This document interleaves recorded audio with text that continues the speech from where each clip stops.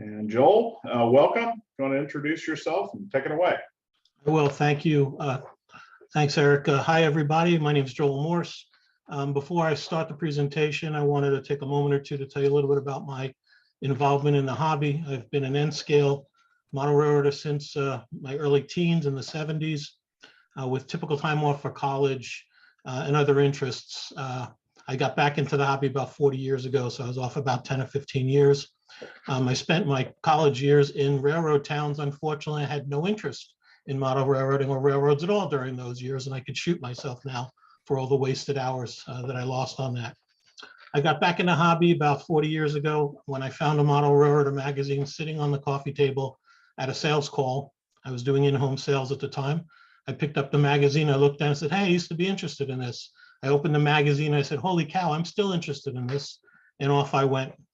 Almost immediately, I met a local modeler who was an operations-oriented guy. He became my mentor for many years. And so when I did get back in the hobby, I got back in as an operating-oriented modeler. My New York, Ontario Western Railroad is approximately 150 square feet. And it's been evolving for about 25 years as I gain knowledge about the O&W and operations in general. I've been operating for about, in a serious manner, for about 10 years, since 2011. Before COVID, we were operating the layout 6 to 7 times a year with a crew of 7, and about for 8 years straight through. Many aspects of the railroad evolved over time, including the current configuration of the track plan. There have been a couple of significant modifications and additions. The operations scheme has evolved as we tried new approaches to the challenges that we found as we operated. And we always had the question in mind, what are you trying to accomplish? So conceptually, I'm trying to create an interesting, busy, and fun operations-oriented model railroad that captures the flavor of the New York, Ontario Western in 1954. To accomplish the flavor of the O&W, the scenery includes the rolling hills of the Catskill Mountains, a little bit of which you can see behind me. The locomotive roster consists of NW2s, FTs, and F3s, which is what the O&W had in 1954, all painted in O&W livery. There are a number of signature locations, appropriate customers, and scratch-built buildings from the prototypes with railroad structures all painted in railroad company palette. But to me, one part of creating a more complete operations-oriented O&W was to create a rolling stock fleet that also captured the flavor of the O&W. Based on what I know of the history of the O&W and in the context of the goals I have for my railroad operating sessions, I accepted early on there were going to be a lot of modeler's license needed to create a reasonably busy railroad to operate. I had to make compromises and take quite a bit of modeler's license. But this was one component that I felt would help me make the railroad more interesting, and that would make the railroad more interesting, but that's me. I hope that you also find this to be something that you want to pursue. I encourage you to take the process as far as you want, to whatever level of detail that makes sense to you. It's your railroad after all, and I hope you find something useful in the presentation. Everybody can see my screen? Yep. Okay.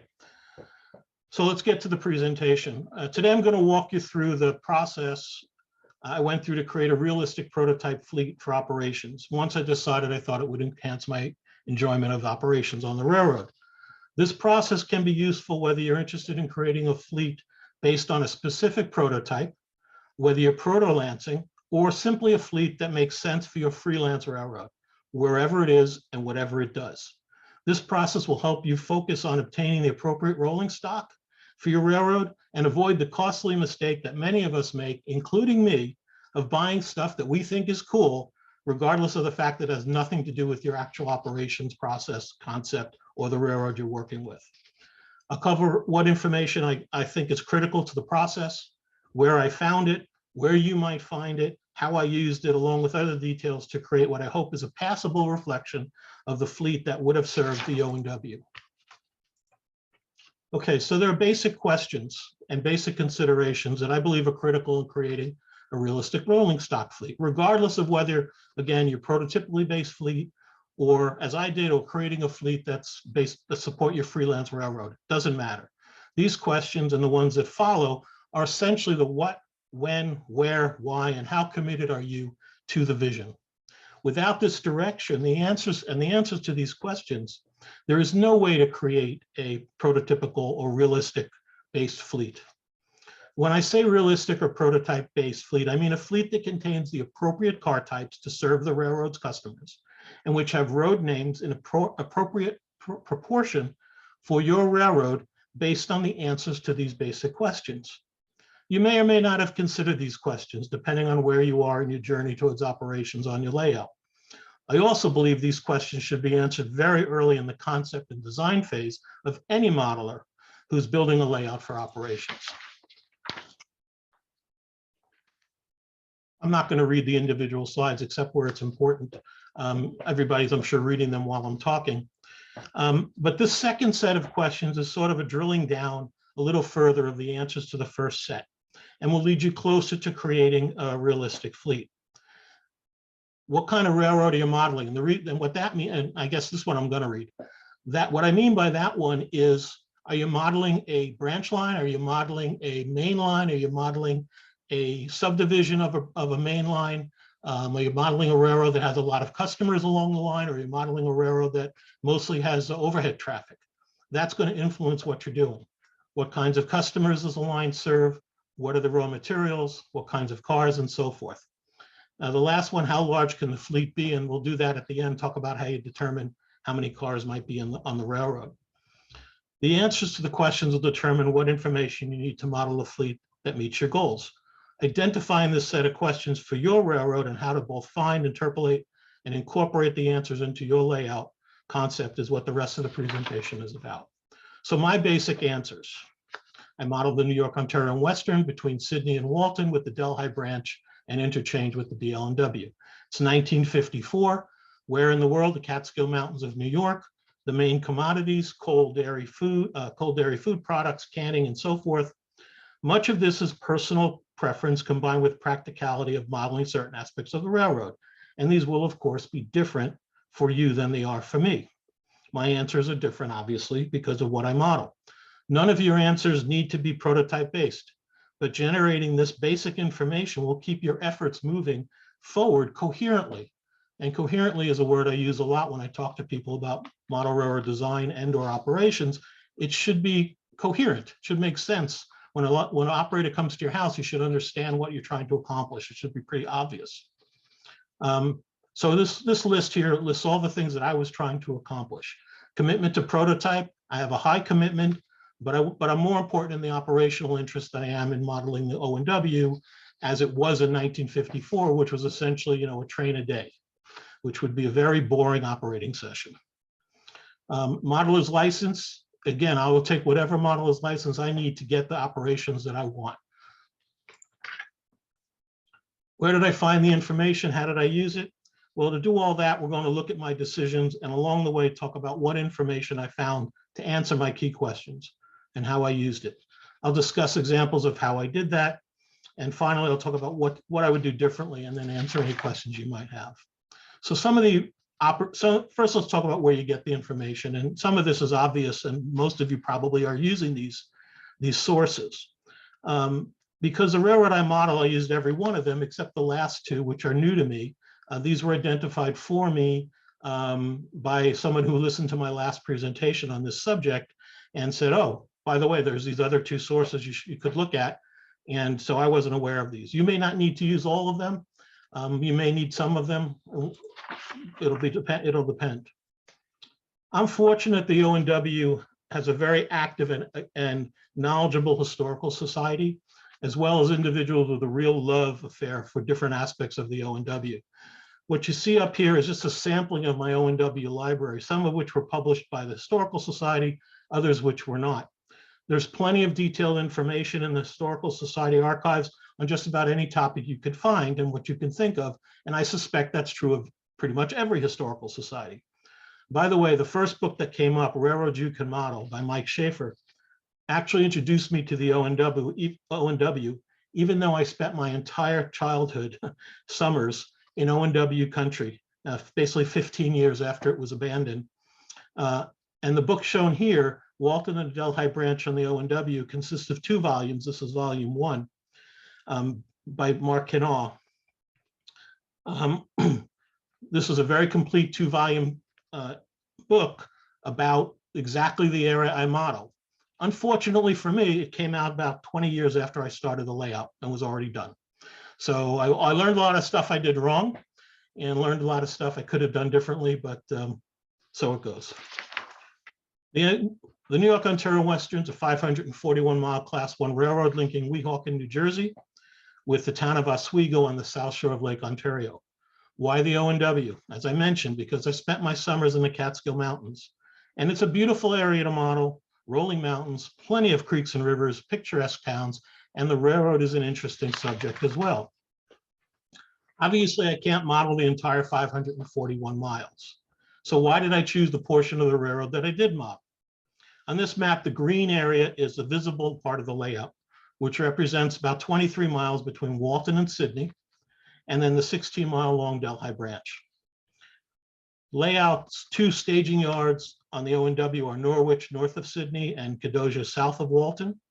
I selected this area because of the prototypical features that added operational interest to the layout. There's a Y in Walton, that's where the branch starts. There's an interchange with the D&H in Sydney. There's a connection to the Pennsylvania coalfields through Kedoja, and interchange with the DL&W at Norwich. This is how it looks on a schematic form. This large version of this is on the wall or hanging in my layout room so all the operators can see it, and small versions are on the fascia. So next question, what era? The important point here is to pick a date that allows you to model the kind of railroading and the equipment that you love.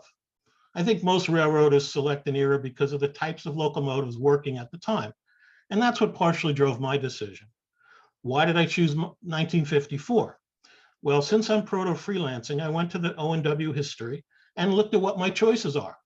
What were the key time points in the O&W history that would separate one era from another on this particular railroad? Well, 1954 is after full dieselization. The O&W dieselized in 1948, and the railroad was out of business in 1957. So pretty much between 48 and 57, because I did not want to model steam. Although I love steam, in N scale, it's a big pain in the butt. Takes a lot. I'll put it this way: it takes a lot more work than diesel does. If I switch scales, I would probably go to HO and model steam, but that's perhaps for another lifetime. Keep in mind that in order to, so I chose 1954, the summer of 1954. Keep in mind that in order to model the kinds of traffic volume I want to keep an interesting operation session to 6 to 8 operators, I have to significantly deviate from the reality of the prototype in 1954. As we'll see when we get into the customers and commodities, by 1954, many of the customers I model and the related commodities were no longer important to the railroad. To justify the amount of traffic on my railroad and the economic stability of the railroad in my world, the O&W is deeply involved in providing foodstuffs and materials to rebuild Europe after World War II. 1954 is basically the next day as far as rebuilding Europe goes from World War II. Another thing that I looked at was the portion of the railroad I modeled interchanged with 3 other Class 1 railroads. D&H, the DL&W. But the NYOW also interchanged with 10 railroads somewhere along the line, meaning that you could expect to see cars from all of these railroads on the O&W. However, interestingly, the railroad had all these connections, but virtually no bridge traffic. So here are the considerations that brought me to the O&W, 1954. So we now have the answers to the 5 key questions. What railroad, where is it, when are you modeling, and what kind of railroad? My answers are based on my interest in the O&W. Your answers will be based on your interests, whatever they are, prototype or freelance or whatever. So Catskill portion, great scenery, picturesque towns, interesting structures, very simple to model the diesel operations, main and branch line operations. Those were the key things. So now we'll get a little bit more into the actual building the fleet. So we've talked about where the railroad is. Now let's talk about the key questions a little bit more detail. What does it do, and who does it do it for? These answers address why this particular railroad exists. Now, there's lots of jokes and stories about that the O&W should never have existed, and we'll not discuss those today because it did serve a purpose when it was built initially, but perhaps there's some arguments both ways. In any case, any railroad has to have a why. Why does it exist? Why would anybody think it was a good idea, whether they were right or wrong? And that's the why of it. And modeling the prototype gives you some answers to the why. Freelancing allows you to make up the answers based on whatever industries interest you or where your railroad is in the world and what your era is. But you have to come up with a why. Well, the O&W really had two important revenue sources during its lifetime, two critical and big revenue sources, and that was king coal and dairy products.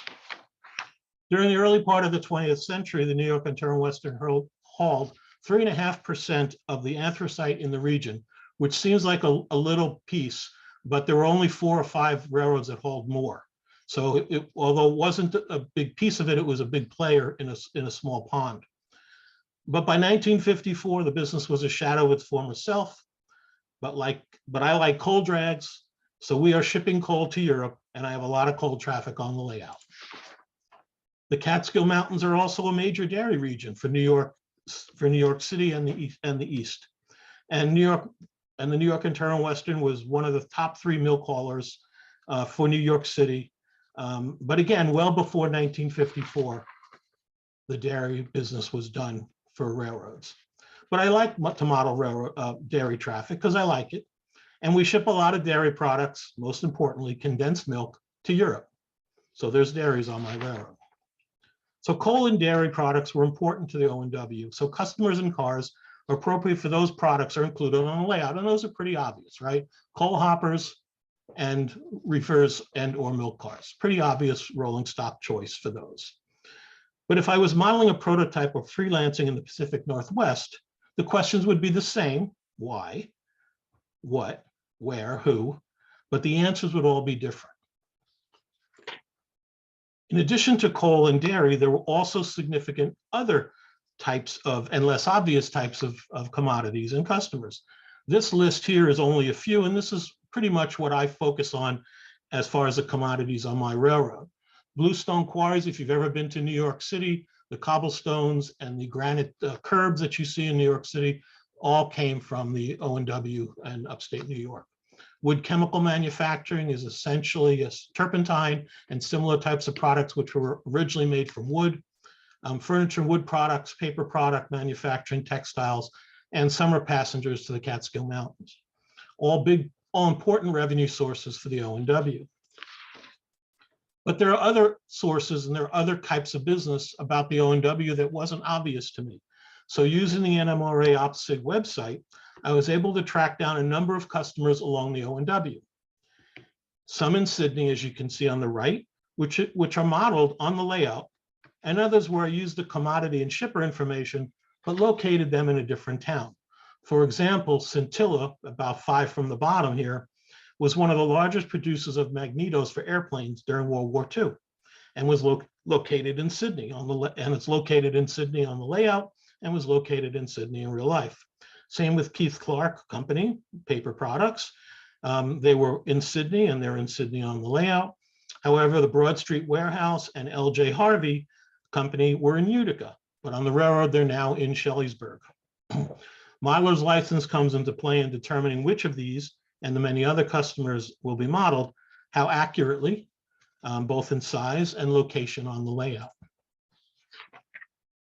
Now, the getting more information about the customers really became investigation into historical society records. And again, the new NYOW Historical Society is a robust organization with a lot of members, surprisingly more than I expected when I first got involved. I'm thinking this small railroad that's been out of business for 60 years, almost 70 years now, would have a big historical society, but it does. And they have a lot of information from their archives. Here's a list of on and offline shippers and consignees, receivers in each town on the railroad. I really have a lot of choices of customer types. If you look at this carefully, there's obviously many, many customers, and in each town, there's many customers. Again, from a railroad that was called the Old and Weary and should never have existed, there's a lot of customers using the railroad over the years. And I suspect most historical societies have this type of information if you ask for the list of consignees and shippers, online and offline. This is what it looks like. But it doesn't give you all the information you might want. It tells you the names and tells you what they did, but there's more information available. So this is a carload report of shippers and receivers from 1946 and 1947. Again, from the archives of the Historical Society. They don't have these for every single year. They're probably available somewhere for every year, but the Historical Society didn't have them available. But the report tells me what was shipped, and it tells me how many carloads for each month of a particular year, and then it compares the two to 2 years. Why this is important is that it provides more information for additional research, and it identifies the big players in each of the towns. So this is Walton, New York in 1946 and 1947, and we can see that Crawford Brothers had 1,125 carloads in 1947, 2,000 in 1946, so they had a significant loss of business, but still they would have been a big player in Walton as far as the railroad was concerned. Why is that important? Well, it can provide you with the answer to who should I model? Do you want to model the company that had 3 cars a year, or the company that had 1,100 cars a year? Well, from an operations standpoint, you probably want to model the company with 1,100 cars. Doesn't matter. You can have as many cars as you want to whatever company you model, but the more prototypical you are, the more logical, the more coherent the layout becomes. So it provides you with more information about structures and so forth. And you might find this, you also might just find this information at the Rails Unlimited at ribbonrail.com, or the J.W. Barringer papers at the National Railroad Library at St. Louis Mercantile Library. I believe this kind of information is there for a lot of railroads. A lot of it is not for the O&W, it's all in the archives. So, but you also notice it doesn't tell you what kinds of cars. It just tells you what the car loads, the number of cars in a year. And along the left-hand side of the name of the receivers, it's got a code for the type of product that they received, shipped or received. So a little closer look at this chart. And if we focus on just a few of the Walton customers with a little research and consideration of the era, we can determine with some confidence what kinds of cars they used. S.J. Bailey received 95 carloads of lumber in 1947. In 1954, lumber was still loaded by hand into boxcars. In the 60s, bulk end flat cars came into use. So the era is important. A bulk end flat car on my layout would ruin the illusion of 1954, to me. Some people wouldn't notice, some people would notice but not care, but to me it would ruin the coherency and it would ruin the illusion.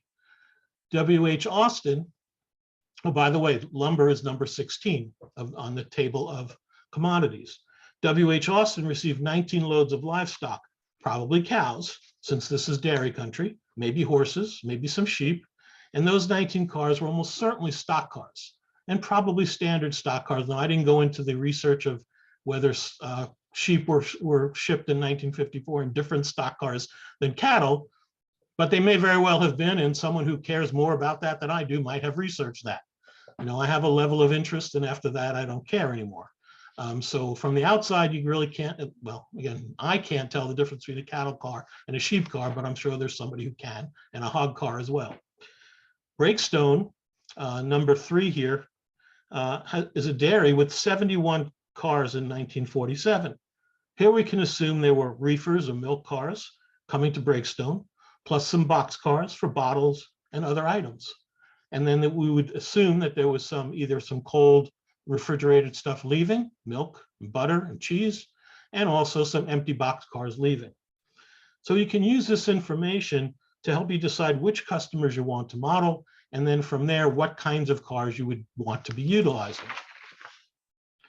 Shelleysburg, New York is the only fictitious town on the layout. It's located on the Delaware, Lackawanna, Western Maine between Syracuse and Binghamton, and provides the layout with interchange traffic with the DL&W, as well as 4 larger customers and a team track with a TOFC ramp. The town is named for my father, and 2 of the customers are named for my family, Anita Mills for carpets and 3 Sisters Furniture, plus actual O&W customers located elsewhere, as I mentioned before, LJ Harvey Shingles and Broad Street Foods. While some of the names and locations are fictitious, the types of commodities shipped and the types of customers are not, meaning that even though I made up the name for the furniture company and the carpet company, furniture and carpets was a legitimate commodity shipped on the O&W. So you have some modeler's license here, and you can do whatever you like with it, but it's important to keep the coherency going. Car types, customer spots, and road names. Now let's move on to the next part of the puzzle, car types, customer spots, and road names. So we have a summary of what we know. Primarily railroad commodities, the primary railroad commodities, the customers for each town, the commodities for each customer, relative importance of each customer, relative commodities for each customer, relative importance of each customer, and what's missing. The car types, the number of cars needed to service the layout, and the road names for the car fleet. So let's talk about those. If you know the materials and products that represent the loads in, raw materials, and the loads out, finished product, in most cases, you can infer the car types. But it's important to be aware of how a commodity was shipped during the era you model. Some commodities shipped one way during one era and another way later on, as we probably know. Grain and lumber are perfect examples of this, right? In the 50s, grain and lumber were still shipped in boxcars. Grain hoppers didn't occur until later, nor did bulk end or center beam lumber cars. And of course, some car types evolved over time. So the year you model will also determine the actual car type. Example, tank cars. That's a great example. They've changed a lot over the past 80 years. So here's a question that popped into my head one day watching a center beam lumber car. What year did lumber start being wrapped? This seemed like an obscure sort of fact. I'm sure lumber modelers know what that is. If you model the year before lumber was wrapped, you shouldn't have any wrapped lumber on your layout, really. But if you model the year after, all the lumber should be wrapped pretty much. This goes for all the car types. The 39-foot tank car was a standard tank car in 1954, but by 1975, it was a totally different, and I don't even know when that transition was. I know it was after 54, that's all I know. Well, if we look at this, the chart here, what we can see is that I've assigned in each town, each customer, and I've identified the product that they make, and then I've identified the type of products in and the type of car that's required, and the load out and the car type. It also includes loads and empties. So you might come in with an empty box car and leave with a full box car full of finished product, or vice versa. You might come in with electrical parts in the box car and leave with the box car and take the box car with finished products. You may or may not switch out the box car during that, in between. I don't in my layout, but other people probably do. But that's one of the ways that you would identify the car types. Now, how many cars on the layout? A lot has been written about this, and a lot of it has been written about it in the OpSig magazine. And there's a lot of complicated ways to determine how many cars should be on the layout. I'm just going to talk about the way I did it and why I did it this way. My method was to basically measure each customer spur and determine how many end scale cars, 40-foot cars, and they're about 3 inches long, how many of them would fit on the spur without fouling the points. I do this for all the customers on the layout, and then you have the number of cars the layout can handle. You may want to do fewer, you may want to do a few more, but keep in mind that typically only some of the cars will be on the spur at any one time.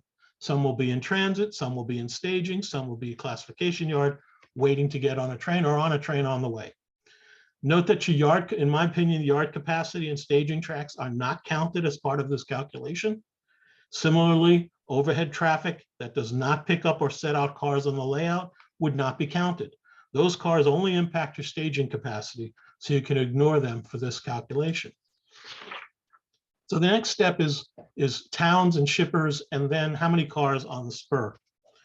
So now that I measured the spurs, let's look at Sydney, for example. I think you can see this on your screens. I hope you can. It's in yellow here, and there are 5 customers plus the D&H interchange. A total of 28 spots.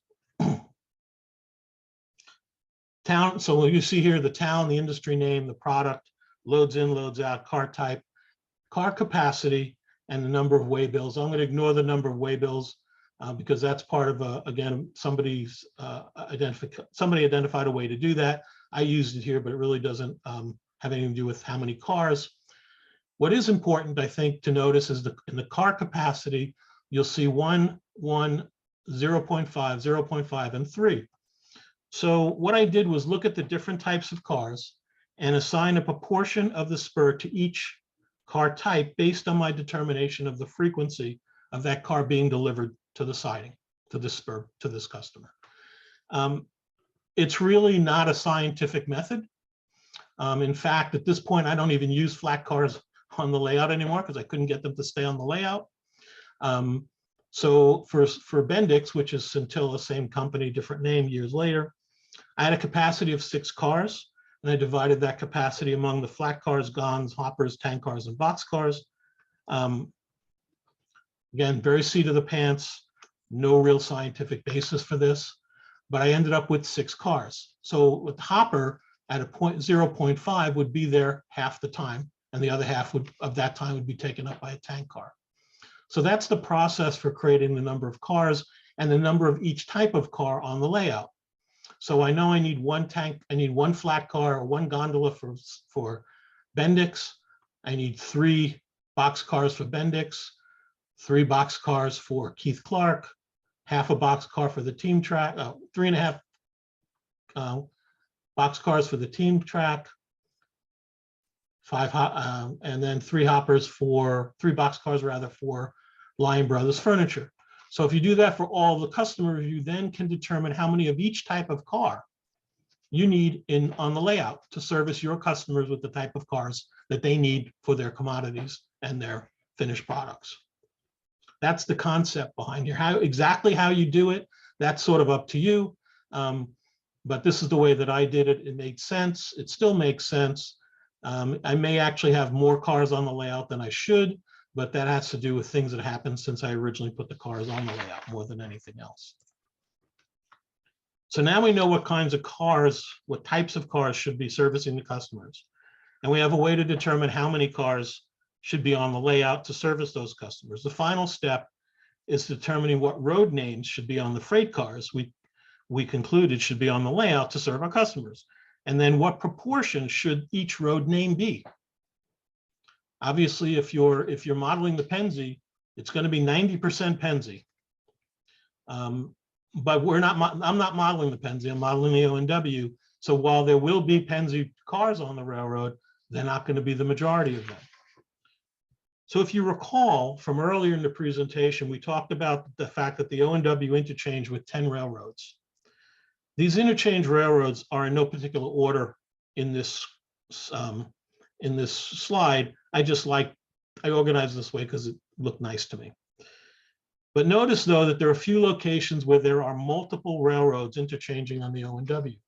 The Erie interchanged at Campbell Hall, as did the Lehigh and New England, as did the New Haven, as did the New York Central. These would be great places to model because they're super busy with a variety of different railroads. Unfortunately, I didn't model that area. If I was going to start again, I might consider those areas for the reason because there are a lot of interchange opportunities. I was really only interested in interchanging with the D&H because before I was an O&W guy, I was a D&H guy, and I was interested in interchanging with the DL&W because I just dig the DL&W. So I can include in my layout a lot of Lehigh and New England cars, a lot of Suzy Q cars, a lot of New Haven cars, obviously a lot of DL&W cars, because they're all they're all connecting roads and interchange roads. Again, the Historical Society came to the rescue for me to figure out what the percentage of each of those cars should be of those connecting railroads.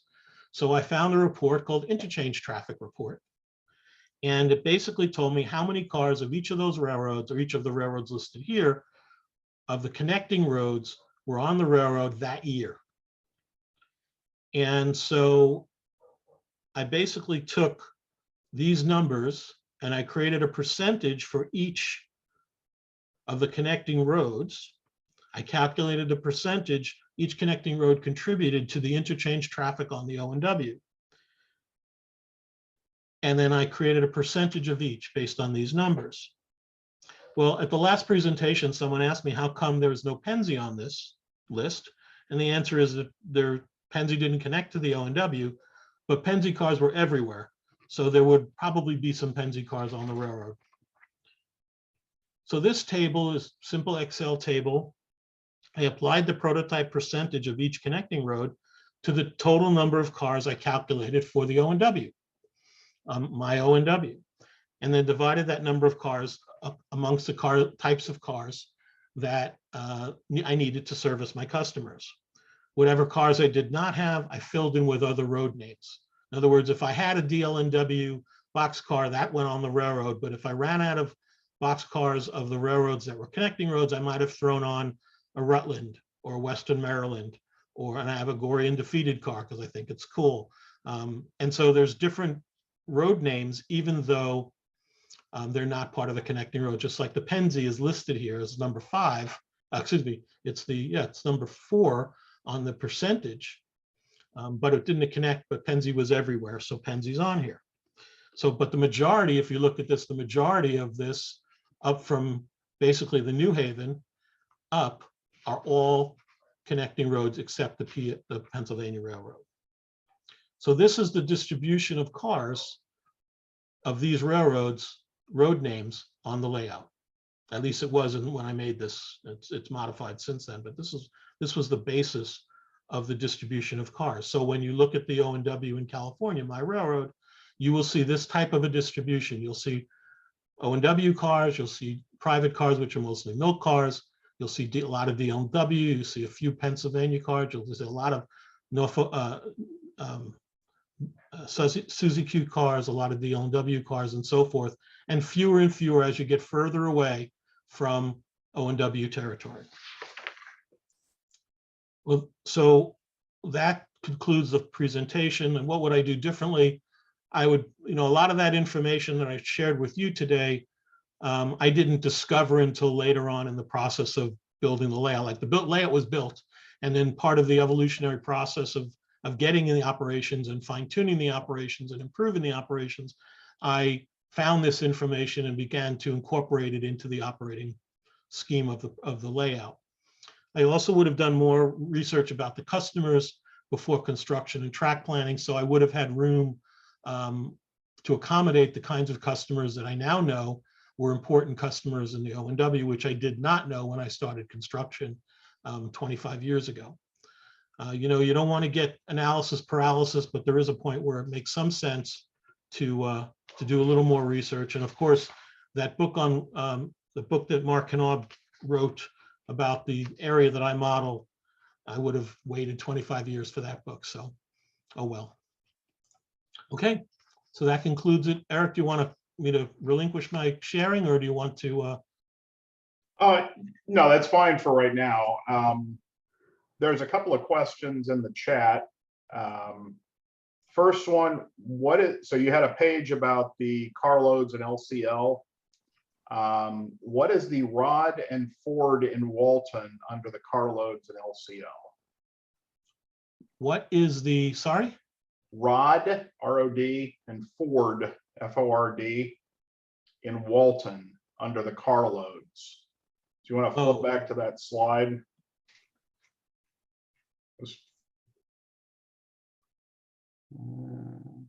This one.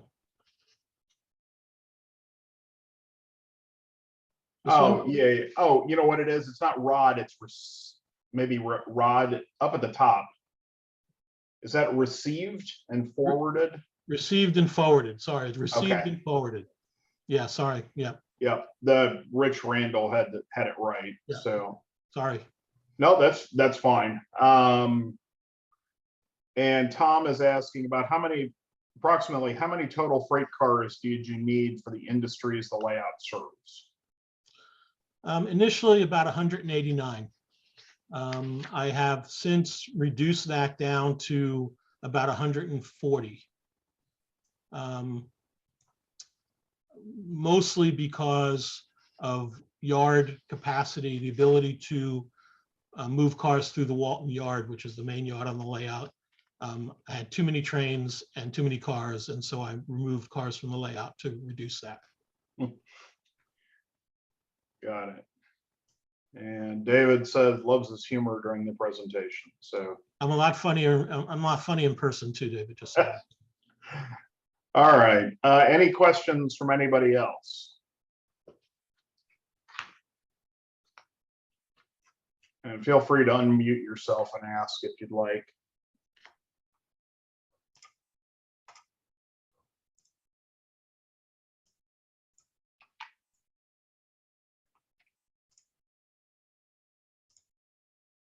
Well, Okay. Joel, it's Ken. Hey, Ken. Because the O&W didn't have any of its own cars in interchange, anything that you're going to send out as loads has to have an empty coming in. How are you dealing with getting sufficient empties into your industries to send loads out?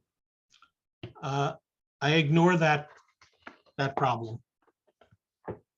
My layout is designed to, I use single-sided waybills out and back, and I ignore the whole concept of identifying and distributing empty cars.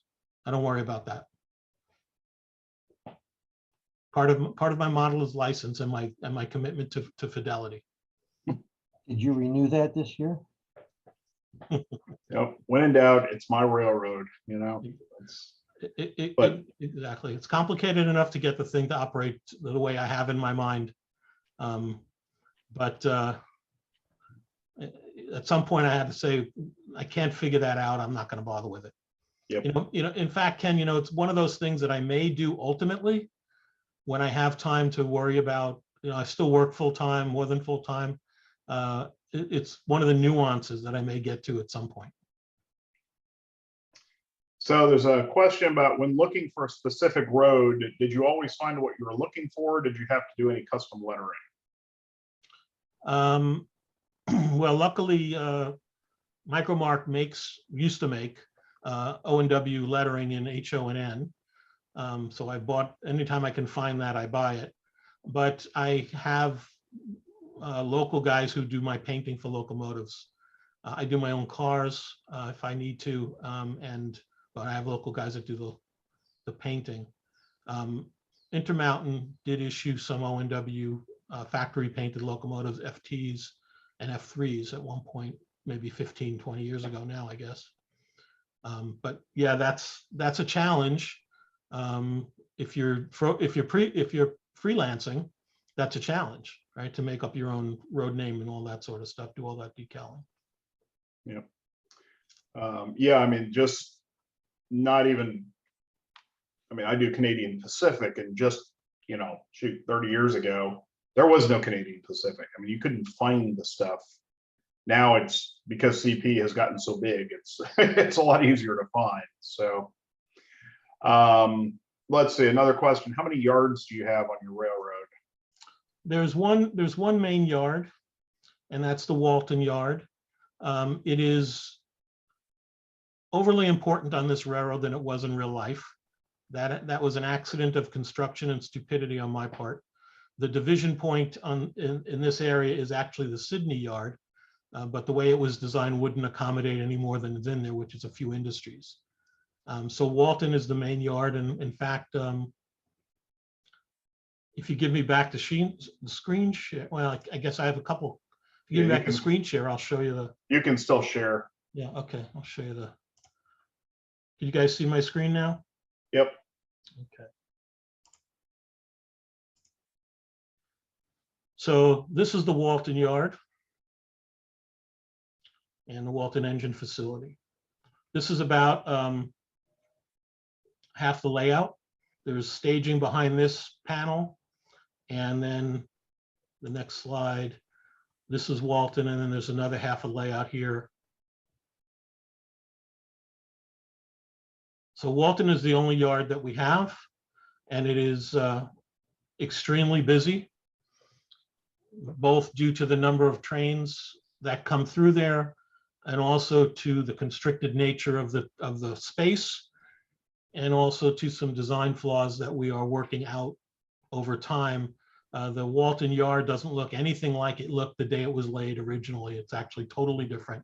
The engine facility didn't exist, and we had much shorter classification tracks, which are down here. And so it's been, the whole layout has evolved over time, quite frankly. Staging, it was originally built for 1 or 2 people to operate. So staging, I had 4 stub end tracks and a through track. I now have 8 stub end tracks and 2 through tracks, and then a second staging yard over in the Shelleysburg area for another 9 tracks. So there's a lot of railroad here in a small space, actually. And there's the Shelleysburg. These pictures are about 5 years old now, so all of Delhi is now scenic. Most of Shelleysburg is now scenic. And there's the staging. Okay. Let's say further questions about how long does a typical switch job run in your railroad? So there are actually a lot of switch jobs. One of them is the interchange job to Shelleysburg on the DL&W. Basically, you take a train from Walton with cars for the DL&W. That's a 45-minute switch job. Then there's the Delhi turn, which you come up to Delhi here and switch all the customers. That's about a 30-minute to 40-minute switch job.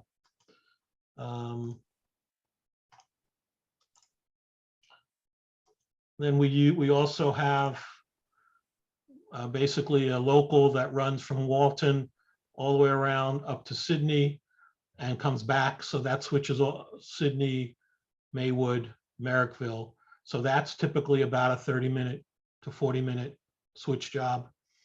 And then we have the return, plus we have a sweeper train, and that switches only cars going to Norwich. So 30 minutes to 40 minutes actually is actually what happens on this layout. Okay. And there looks to be one area on your railroad that's not under yard limits. So what means do you use for dispatching? There actually are, most of the railroad is not under yard limits. Only the Walton Yard is yard limits, and that's from here to here and up to the tunnel. We've evolved from Mother May I to a dispatcher using a prototype inspired dispatcher sheet and hand working a dispatcher sheet. Right now he's in the same room, and we have crew members. We've instituted a script and methodology for conducting business with the dispatcher, which requires the crew to walk over to the dispatcher's desk and receive a verbal warrant for the next portion of their trip. They're not allowed to yell across the room. And we have given them a script of how to converse with the dispatcher. Typically, it's as if they were on the telephone from the station agent to the dispatcher saying train such and such past this point, or the engine crew or the conductor rather talking on a field phone. Ideally, at the long-term goal is to get a telephone system and move the dispatcher into the house somewhere. Okay. Are your interchanges live or just tracks with cars pre-staged? Live. So let's So this is a D&H right here. It goes through the backdrop into Sydney. And before a session, there's cars staged here. And there's cars staged in Sydney. So I think they're active. There are cars on the on the interchange when the session starts. And then during the session, trains that come into Sydney will drop off cars on the D&H interchange, which the D&H interchange train will then take to will take to staging on the D&H.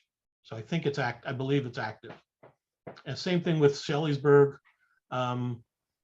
Trains come into Shelleysburg and then trains leave. And so there's switching and everything going on in Shelleysburg. So you would come in, this interchange train would come in, the train would work the customers and then take the load, the train back of what everything's going back to the O&W. This is actually the most sought after. There are two really, I guess there's three of them.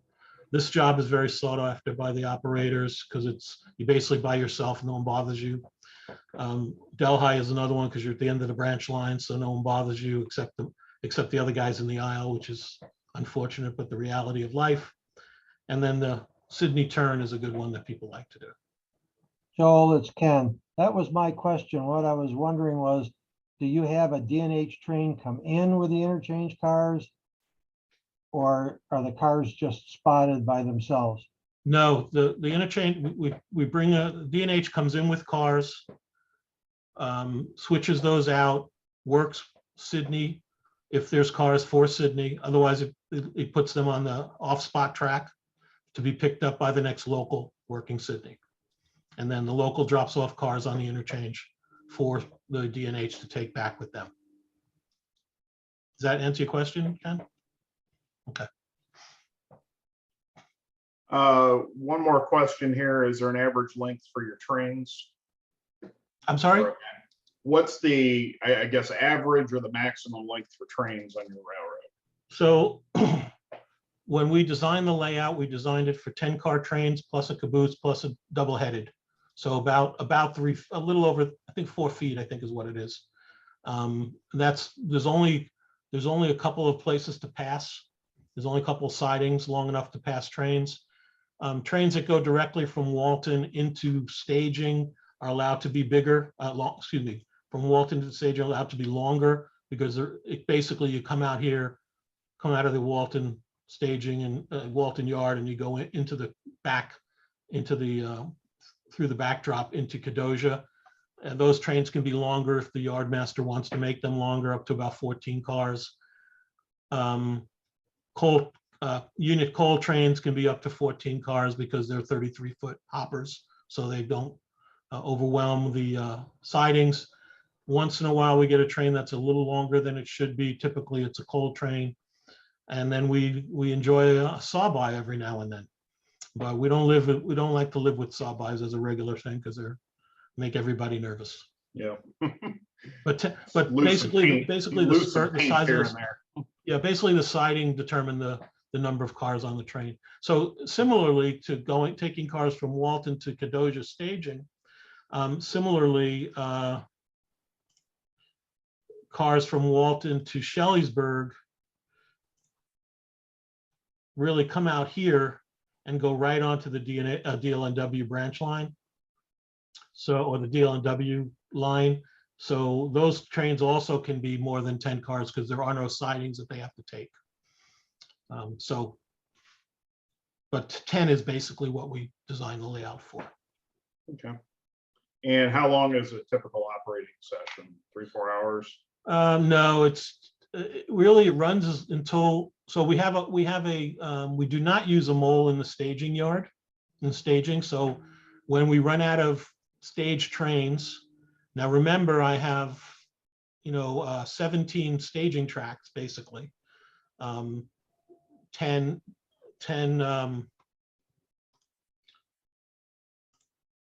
back here, and then 9 more in the DL&W section. So we typically stage about 6 or 8 trains here, and then stage another 3 or 4 trains in Syracuse. Oh, here it is. There's the 9 track staging yard for Syracuse and Binghamton. So we typically stage trains there. So we run until we run out of trains. Typically that's 2.5 to 3 hours. But so the layout is small, so typically there's a lot of traffic, but it goes relatively fast. Okay. All right. Well, Joel, thanks again for presenting tonight. We appreciate it. My pleasure. I'm going to go ahead and stop the recording. Okay.